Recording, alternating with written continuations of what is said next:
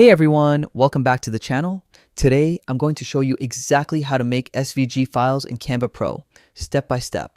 Whether you're designing for print, mobile, web, or digital products, learning how to export in SVG format will instantly take your work to the next level.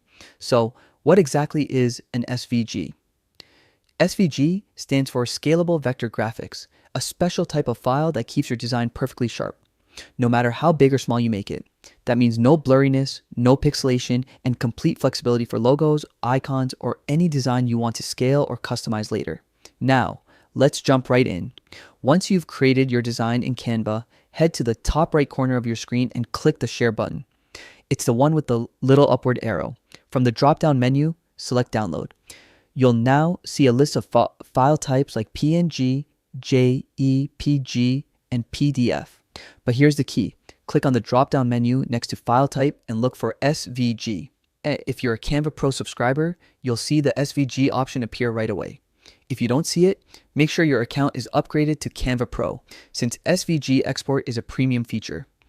Once you've selected SVG, double-check your settings.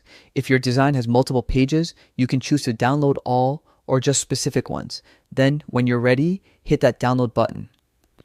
Canva will automatically convert your design and save it as a crisp, scalable SVG file on your device. You can now use it anywhere, from websites to print materials, and it'll always stay perfectly clear. And that's it. Creating SVGs in Canva Pro is super simple once you know where to look. It's one of those small features that can make a huge difference in the quality and flexibility of your designs. If you found this tutorial helpful, don't forget to like, subscribe, and tap the bell icon so you don't miss more quick design tips like this. Thanks for watching, and I'll see you in the next video.